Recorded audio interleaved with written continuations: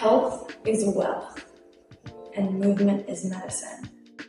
And I literally say this like as a catchphrase. I think if I had an action figure, those movement is medicine especially would be a catchphrase. But health is wealth and movement is medicine.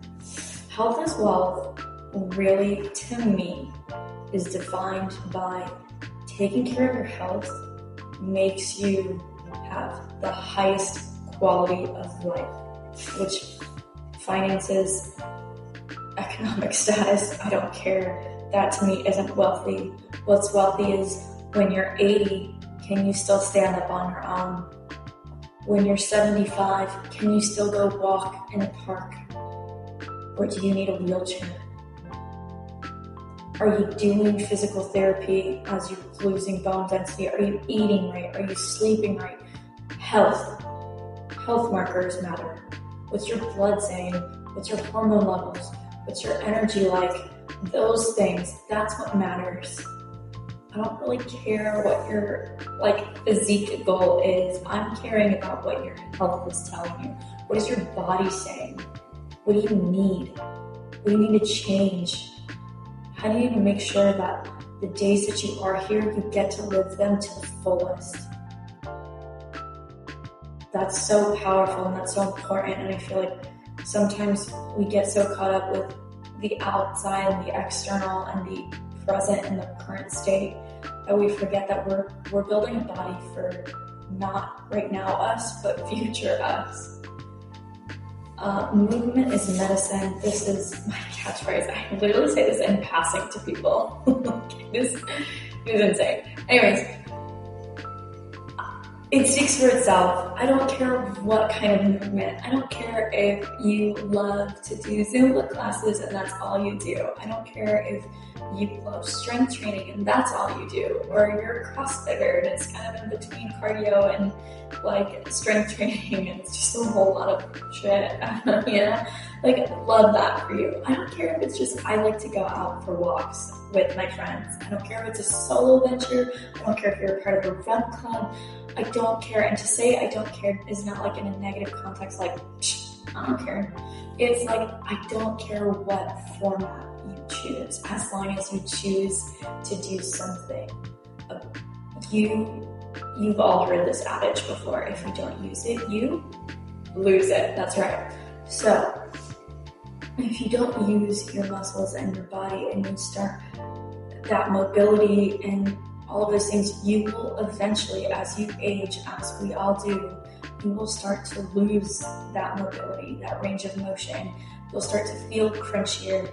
You'll start to rely more on bone instead of muscle to carry certain weight and movements that you do throughout the day. And that's where things start to cartilage shifts and things start to get a little bit more painful. And you can avoid all of those things that people often associate as well. That's just part of getting old. No, it doesn't have to be. If you're taking care of yourself and you're moving your body, you can actually really do wonders with making sure that your body stays in a very mobile and proper place. You can really reverse a lot of those quote-unquote side effects from a body that's just slowly aging. That's all I'll say about that, but there you go. Health is wealth, movement is medicine. Anyways. This one is going back to a little bit more of the mental side, the emotional side. Number 8, life is too finite to dwell on past mistakes or setbacks. And this one, again, was more of a recent, duh, because I've said it for a while, but I haven't applied it as literal as I should have until now. Life is just, it's short. I had a lot of, for those who follow my story, I had a lot of loss in the last 6 months in my personal life. And it just shifted a perspective in me that it kind of reminded me how we're here on such a limited amount of time. That there's no reason to hold these past moments like against ourselves, or just kind of like set ourselves back because of something that already happened. Like, if your eyes opened this morning, boom, that is a blessing. You woke up, you have an opportunity in front of you to change something that you screwed up on in the past, to fix something that you thought was broken, to, if it's something that you want to go back to, great, go, do it. Like, you have the chance because you're here to fix it moving forward. But to just sit there and pine over it, to sit there and dwell and to just let it marinate in your head with no plan of action or no improvement or no movement and getting a better future, what are you doing with just beating yourself up over the past? And this can be applied to all kinds of scenarios, obviously, but even when it comes to your physical and your health and wellness, oh, well, I lost 30 pounds, but I gained 15 back. Okay, I hear you. Yeah, that's unfortunate. I get it that life happens, but you're here now. So what are you gonna do about it now? Are you gonna gain the next 15 and are you gonna go back to square one? Or are you gonna pivot right now and keep the 15 off that you already have off and keep working towards what the original goal was? What's the plan? Don't sit there and get caught up with the, oh my gosh, I can't believe I did that, or oh my gosh, I can't believe this happened, or how did I handle it? Don't excuse yourself from being present and changing the future when that's the option. I'm feeling very sassy about this, you guys. I don't know. When I wrote these, I was like all calm. I was like, these are so methodical. I'm gonna have like yoga music in the background. Now it feels very hostile. I don't know. Oh my god. Ooh. Anyways. Ooh, this one, I am looking at my perfectionist in the room for this one. Number 9 is for you, because it's for me too.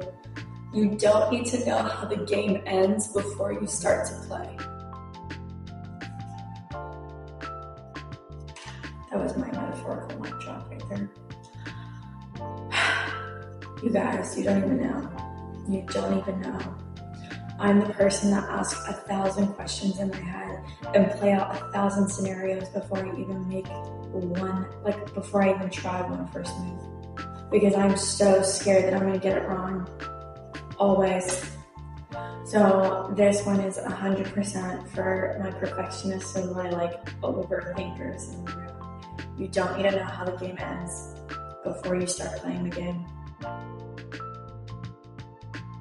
You just gotta take it one move at a time. One move at a time. It's right there.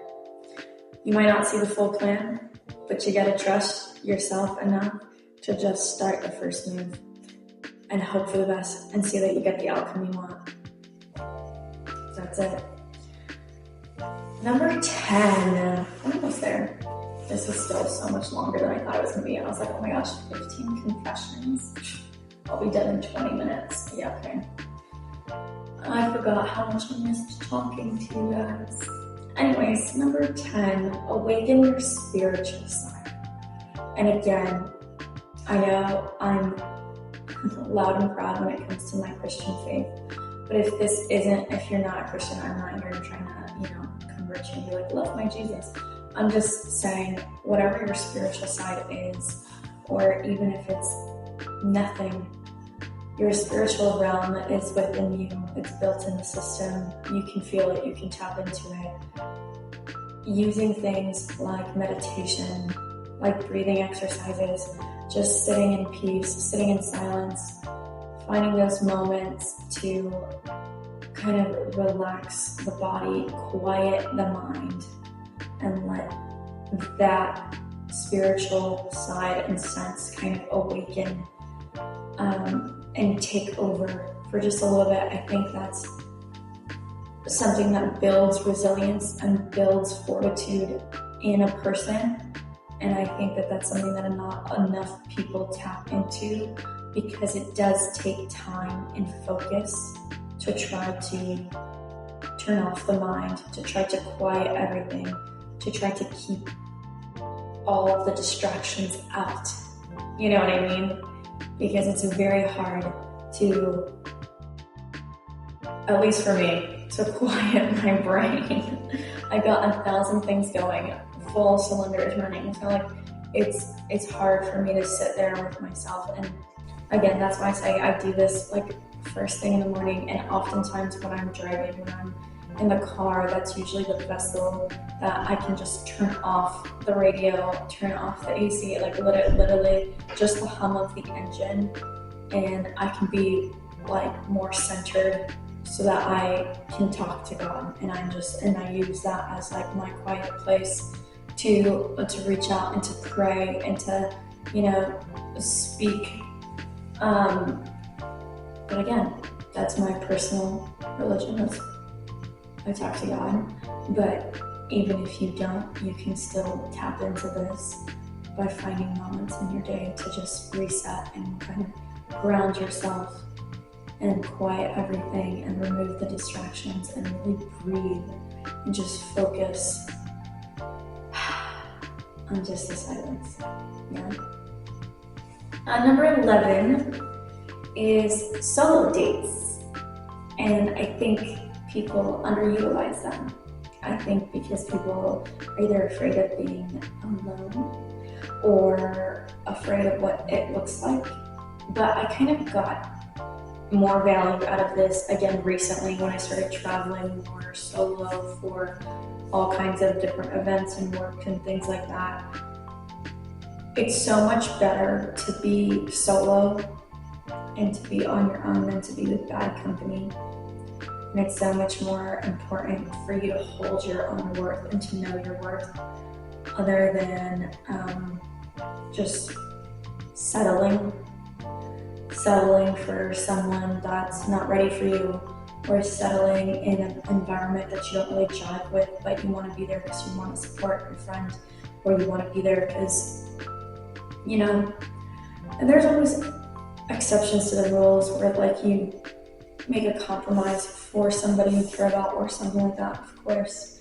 But that's different than settling in a full relationship where you're being manipulated or used, or settling for something that isn't to the fullest of your potential. I know from my own personal experience, I settled a lot with trying to look at people to replace someone else, someone I had a real true connection with. And I tried to find those qualities of that person in all these other people that didn't compare. Not to shit on anyone on my podcast, but it just wasn't the same. It just wasn't who I was. It wouldn't compare, right? So think of that in the perspective of yourself too. Like, no one compares to who you are. You're a unique individual, and someone's gonna feel that way about you the way I felt about this other person. So don't settle. Just hold out for something that you actually deserve. Hold out for something that you actually want, or work at, or towards. It's something that you actually want, instead of just settling for the job. That's the safe bet. Settling for the person, that's just the safe bet. You catch my drift? You're settling because you're scared of being alone. So I think solo dates are a great opportunity to kind of fall in love with yourself. Doing moments where you're just doing stuff that you like to do. A solo date that I do shamelessly is a Target run with coffee, and especially during the Halloween/Christmas season. Just up and down the aisles, baby, looking at all the decor that I do not have room for, but they're cute. Yeah, that's all I'll say on that. Likewise, 12 goes in tandem with kind of what I was just saying with my personal life example. When something is valuable to you, because we were talking about solo dates and your own worth on 11, so 12 is when something is valuable to you externally, something else, show it. Show it. I spent so much time trying to like be like not the cool kid, but kind of the cool kid. Where like I was like, I'm not gonna reveal everything about how I feel, or like I always assume that people know how I feel because I don't really talk about emotions. I think that's gross. Blech. Just kidding. Just kidding. But I used to feel that way, hardcore. So I would never talk about emotions, and I would always like kind of.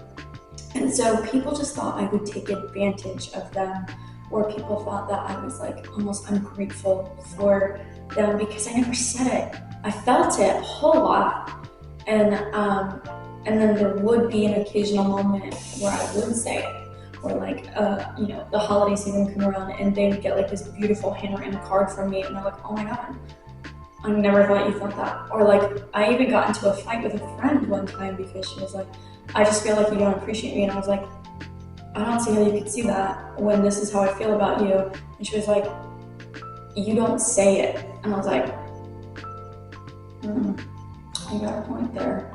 Yeah, that's true.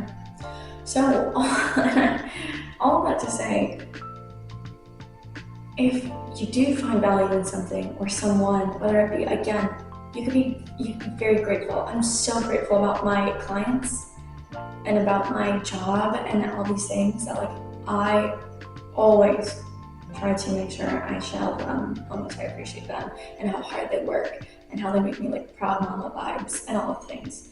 But like even with your personal relationships, I have made it such a bigger point now to express gratitude to my parents, to express gratitude to friends and people around me for things and stuff and memories that I hold near and dear that they might not even realize I recognize, because I spent so many years just not saying anything.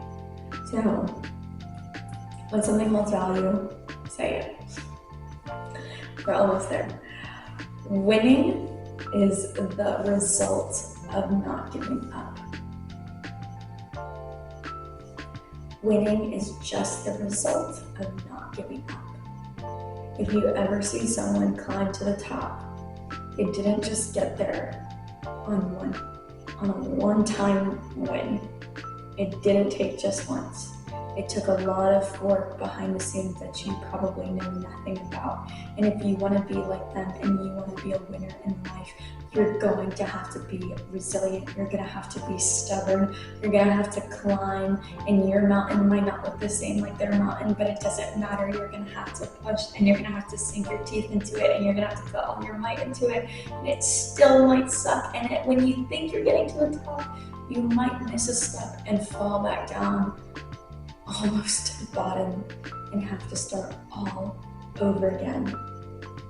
But I promise you, that doesn't mean it's over. Winning only happens when you stop giving up. So just keep going. And I have to tell myself that this is a confessional because I've had to restart so many different times. And I've had to pivot so many different times. And just when I thought things were going good, full stop and a whole change of direction, and I thought my whole world was going to go upside down. And then again, life comes at you fast, but you're not a victim of your environment. You're just not. I wish that I had a better way of saying that, but you're just not. You're not a victim of your environment. You are so capable of climbing out of anything that you need to. So yeah, and speaking of environments, number 14. It's almost like I wrote these in a sequential order for a reason.